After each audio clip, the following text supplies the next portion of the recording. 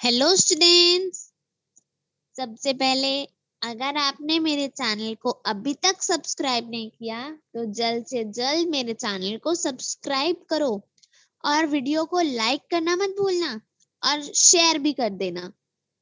और अगर आप में से कोई भी ऑनलाइन या ऑफलाइन ट्यूशन क्लासेस में इंटरेस्टेड हैं तो प्लीज डिस्क्रिप्शन बॉक्स में दिए गए रजिस्ट्रेशन फॉर्म को फिल करें।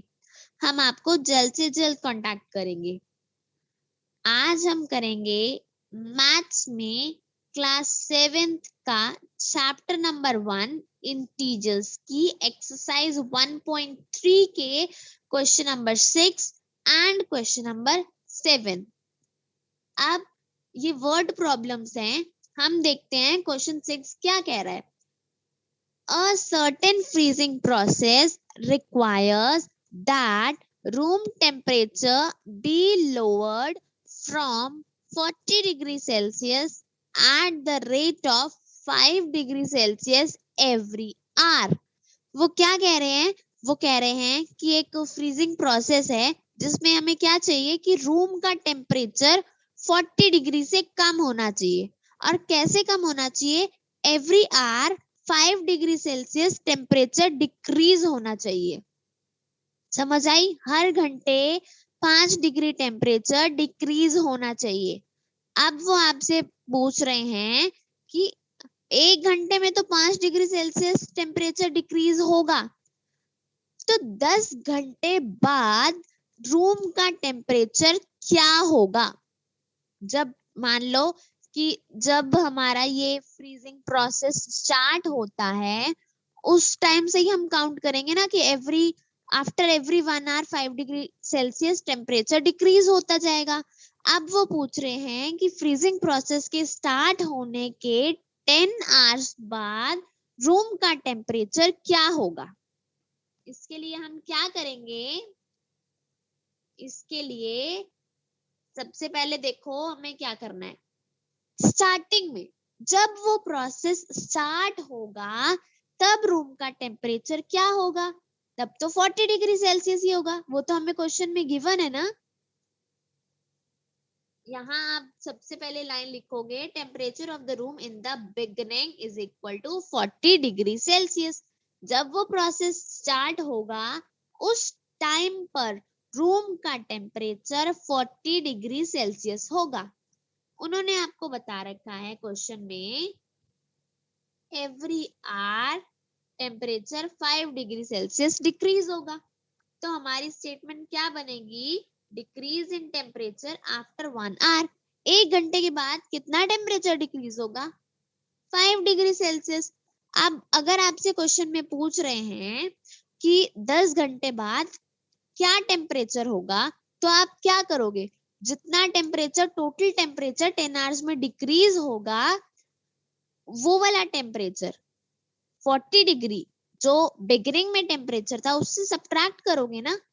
तो उससे सब्ट्रैक्ट करने के लिए हमें पहले ये भी तो चाहिए कि 10 आवर्स के बाद टेम्परेचर डिक्रीज कितना होगा। 1 आवर का तो हमें पता है decrease in temperature after 1 hour, वो तो हो गया 5 डिग्री सेल्सियस। बट 10 आवर्स के बाद क्या टेम्परेचर होगा? कितना टेम्परेचर डिक्रीज होगा? जैसे हम करते हैं अब 1 आवर के बाद 5 डिग्री टेम्परेचर डिक्रीज होगा, तो 10 आवर्स के बाद अगर हमें चेक करना है कि कितना डिग्री टेम्परेचर डिक्रीज होगा तो आप क्या करोगे? इस 5 को 10 से मल्टीप्लाई करोगे ना, क्योंकि 1 आवर में 5 डिग्री टेम्परेचर डिक्रीज हो रहा है। वही प्रोसेस सेम प्रोसेस रिपीट होना है तो 10 आवर्स में 5 into 10 degree Celsius temperature decrease होगा। हमने वही किया यहाँ पे, decrease in temperature after 10 hours हमें चेक करना है तो वो कितना आएगा? Decrease in temperature after 10 hours आ रहा है 50 डिग्री सेल्सियस। कितना आ रहा है? 50 डिग्री सेल्सियस। आप यहाँ पर देख सकते हो 5 इंटू 10 50 डिग्री। 10 आवर्स के बाद टेम्परेचर कितना डिक्रीज होगा? 50 डिग्री सेल्सियस। अब ये तो हमने ये निकाला ना कि टेम्परेचर डिक्रीज कितना होगा। क्वेश्चन में तो हमसे पूछा है कि एक्चुअल टेम्परेचर कितना होगा।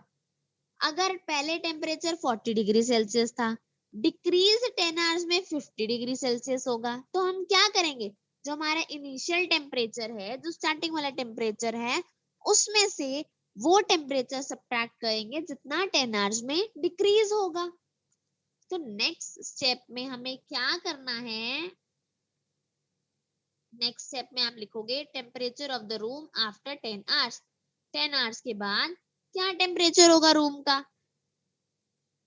जब स्टार्टिंग टेम्परेचर 40 डिग्री सेल्सियस था, ठीक है, 10 आवर्स में 50 डिग्री सेल्सियस टेम्परेचर डिक्रीज हुआ, तो आप क्या करोगे, 40 डिग्री सेल्सियस में से 50 डिग्री सेल्सियस सब्ट्रैक्ट कर दोगे ना, तभी हमें पता लगेगा कि आफ्टर 10 आवर्स कितना टेम्परेचर हुआ। तो इसका आंसर आएगा माइनस का 10 डिग्री सेल्सियस, माइनस का 10 डिग्री सेल्सियस।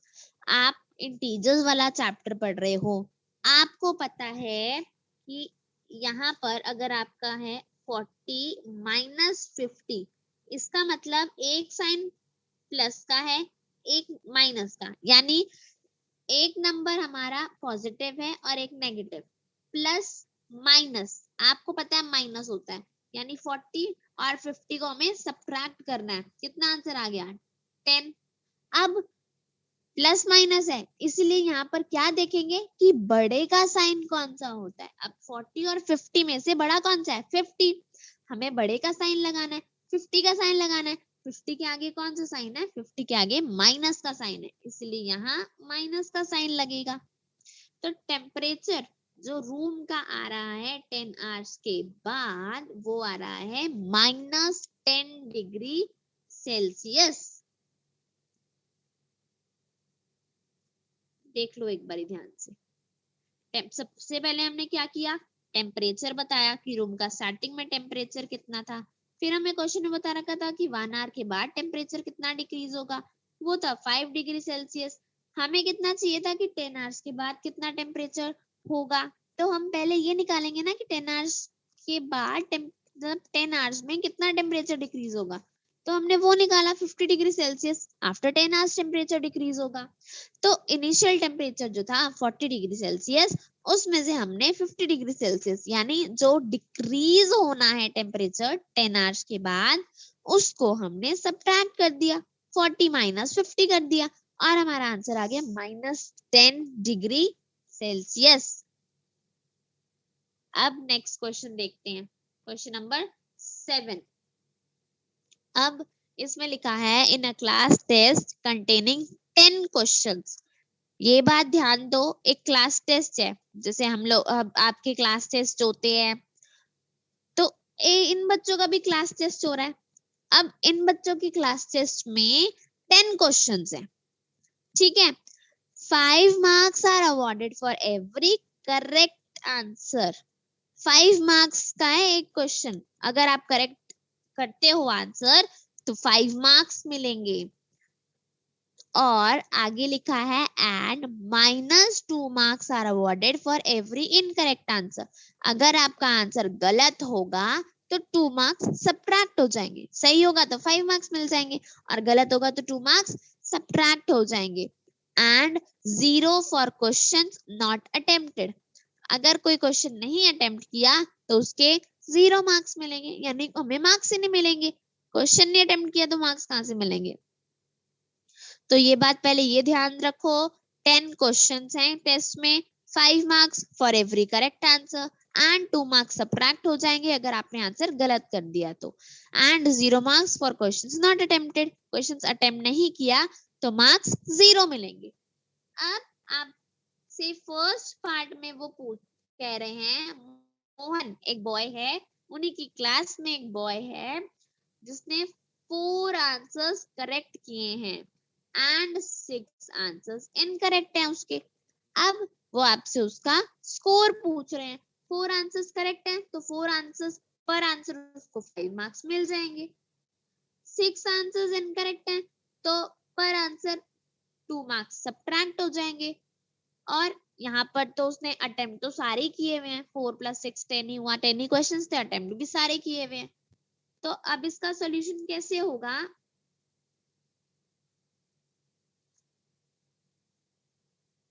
देखो, marks awarded to Mohan for correct answers, जो आंसर्स मोहन के करेक्ट हैं उनके मार्क्स हम पहले कैलकुलेट करेंगे। 4 आंसर्स करेक्ट है, 5 मार्क्स पर क्वेश्चन मिलना है, तो हम क्या करेंगे, 4 इंटू 5। तो मोहन के करेक्ट आंसर्स के मार्क्स कितने हो गए, 20 मार्क्स। अब मोहन ने आंसर्स गलत भी किए हैं, Mohan marks awarded to Mohan for incorrect answers. अब जो मोहन के आंसर्स इनकरेक्ट हैं पर क्वेश्चन 2 मार्क्स सब्ट्रैक्ट होंगे।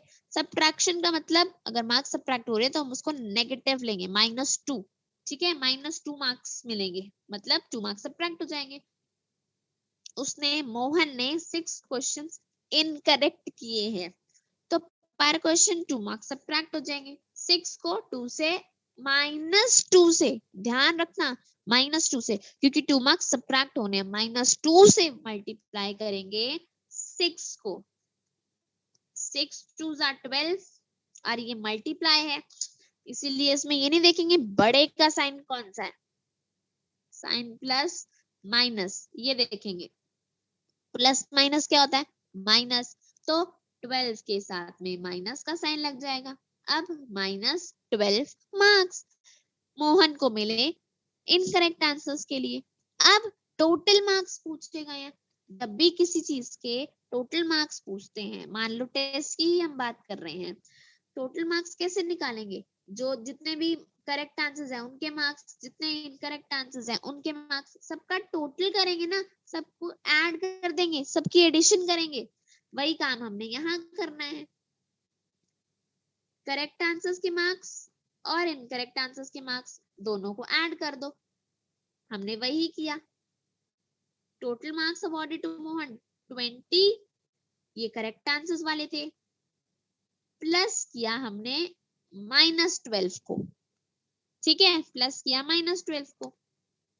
अब दो साइन यहाँ पर इकट्ठे आ गए, जो कि बिल्कुल नहीं आने चाहिए, एक साथ आ गए ना, जो कि नहीं आने चाहिए। प्लस माइनस कितना होता है, प्लस माइनस होता है माइनस, तो इसकी जगह हमने अब माइनस का साइन लगा दिया।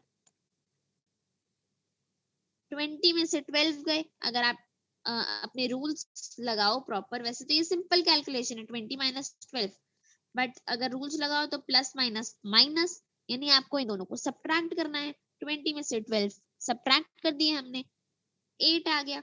साइन बड़े का 20 का, 20 पॉजिटिव है, प्लस का साइन है, तो 8 में भी प्लस का साइन है। प्लस का साइन लगाओ ना लगाओ एक ही बात होती है, बट नेगेटिव का लगाना कंपलसरी होता है। तो टोटल मार्क्स मोहन को कितने मिले, 8। कितने मिले, 8 मार्क्स। अब इसका नेक्स्ट पार्ट देखते हैं।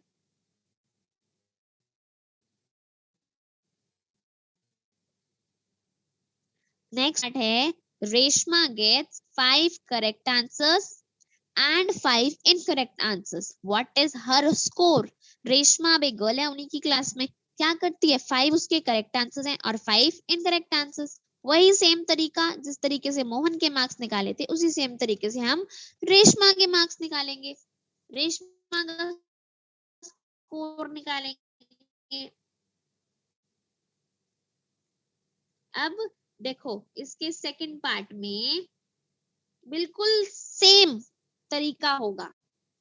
Marks awarded to Reshma for correct answers, correct answers के मार्क्स मिलेंगे उसको कितने, 5 मार्क्स का एक क्वेश्चन, मतलब 5 मार्क्स मिलेंगे एक करेक्ट आंसर्स के, एक करेक्ट आंसर के लिए, और उसने 5 करेक्ट आंसर्स अटेम्प्ट करे हैं, तो 5 को 5 से मल्टीप्लाई कर दिया, 5 इंटू 5, 5 5 25, तो 25 मार्क्स करेक्ट आंसर्स के हो गए।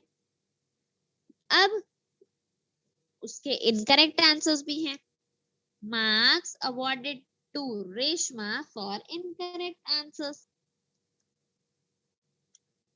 5 incorrect answers थे,